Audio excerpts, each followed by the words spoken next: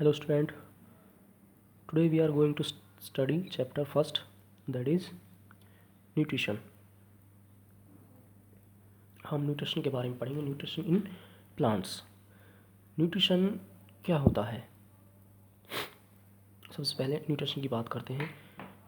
देखिए, जो चीज़ हम लेते हैं जिससे हमारी बॉडी को एनर्जी मिलती है और हम अपना वर्क है वो कर पाते हैं, ठीक है, वो सब क्या है, वो न्यूट्रिशन में आता है। ठीक है, तो न्यूट्रिशन को किस तरह से हम बताएंगे? Nutrition, the process of intake of food and its proper utilization in the body is term as nutrition. क्या करते हैं, हम फूड लेते हैं और उसका जो प्रॉपर यूटिलाइज होता है हमारी बॉडी में, उसका जो यूज़ होता है उसको हम न्यूट्रिशन बोलते हैं। अब मेनली क्या है, फूड के कंपोनेंट होते हैं, फूड के 5 कंपोनेंट्स होते हैं, जैसे कि आप पिछली क्लास में पढ़ चुके हैं। वो क्या क्या हैं? Carbohydrates, fats, protein, vitamin and minerals. ये सब क्या हैं? ये फूड के कंपोनेंट हैं।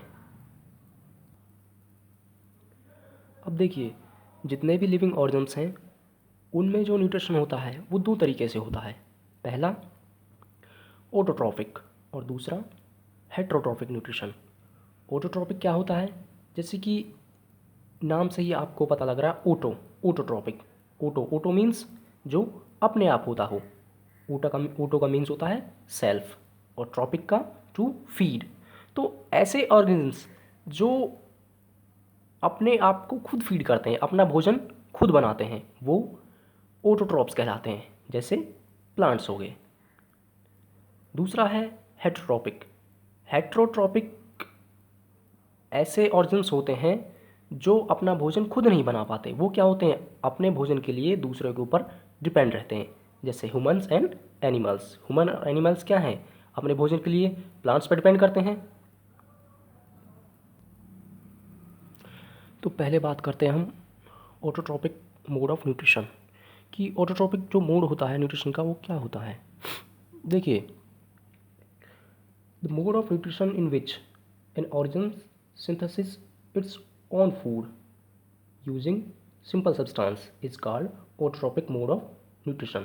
इसमें क्या होता है, कोई भी ऑर्गन्स जो होता है वो अपना फूड खुद बनाता है, ठीक है, अपना फूड खुद बनाता है। ये वो मेथड है ऑटोट्रॉपिक मोड, और बेसिकली होता है किसमें है? प्लांट्स में।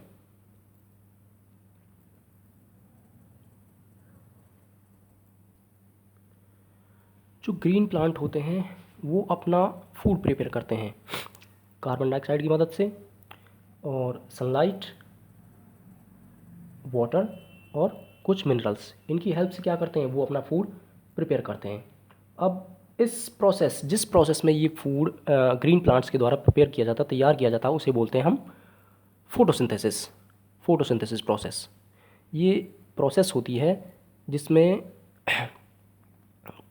प्लांट्स अपना फूड बनाते हैं। The process by which plants prepare their own food is called photosynthesis. It is the process by which plant produce glucose by utilizing carbon dioxide, water and sunlight. इसमें क्या करते हैं, जो पौधे होते हैं वो कार्बन डाइऑक्साइड का यूज़ करते हैं, वाटर का और सनलाइट का यूज़ करके ग्लूकोज प्रोड्यूस करते हैं, ठीक है। जो लीव्स होती हैं, जो पत्तियां होती हैं हरे पौधों की, उनमें एक पिगमेंट होता है क्लोरोफिल। क्लोरोफिल क्या करता है, वो सनलाइट को ट्रैप करता है, अपने अंदर कवर कर लेता है सनलाइट को।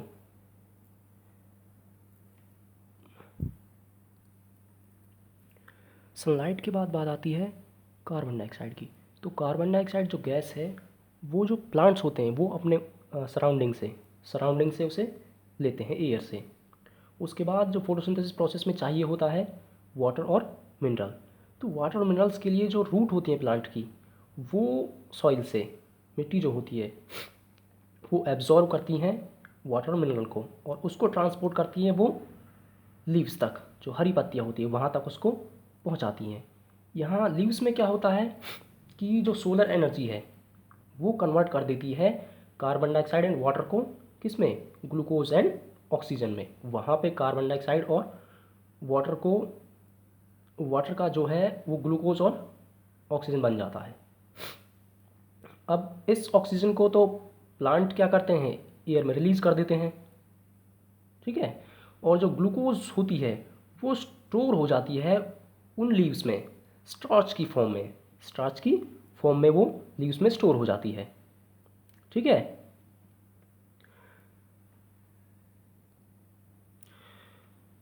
तो ग्लूकोज और स्टार्च कार्बोहाइड्रेट्स बनाते हैं, जो कि क्या होता है, जो फूड का मेन कंपोनेंट होता है। तो इस तरह से जो फोटोसिंथेसिस प्रोसेस होती है उसमें जो प्लांट्स होते हैं वो अपना फूड प्रिपेयर करते हैं।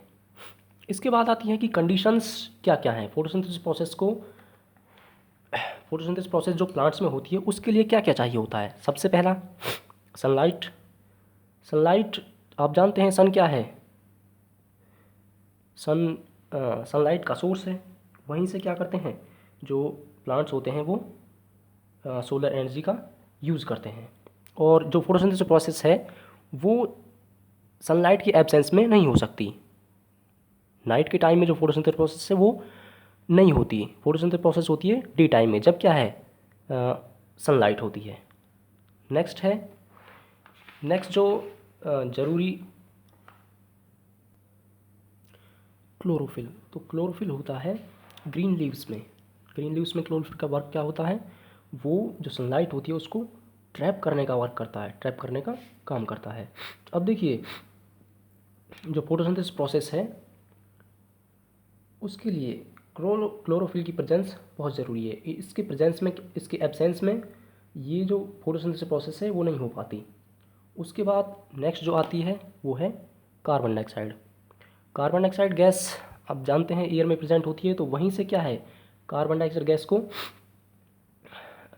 लीव्स के द्वारा यूज़ किया जाता है, ठीक है। लीव्स में क्या होते हैं, एक स्मॉल ओपनिंग पोर्स होते हैं जिसको हम स्टोमेटा बोलते हैं, ठीक है। स्टोमेटा क्या करते हैं, ये स्टोमेटा जो प्लांट्स होते हैं इनमें रेस्पायरेशन का वर्क भी करते हैं, ठीक है।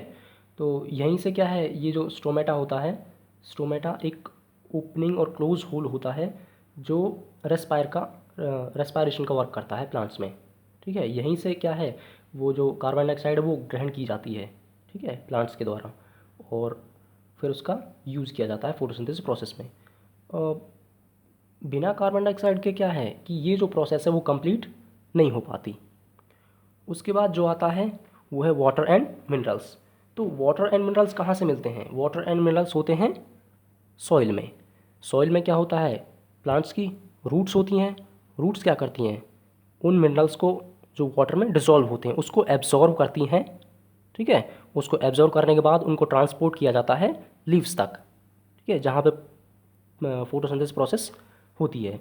जो इसको ट्रांसपोर्ट करने का वर्क करता है वो एक टिश्यू होता है प्लांट्स में जिसको हम बोलते हैं जाइलम क्या करता है, जिन मिनरल्स को रूट्स होती हैं प्लांट्स की वो एब्जॉर्ब करती हैं, उनको ट्रांसपोर्ट करता है लीव्स तक, जहाँ पे क्या होता है, फोटोसिंथेसिस प्रोसेस होती है।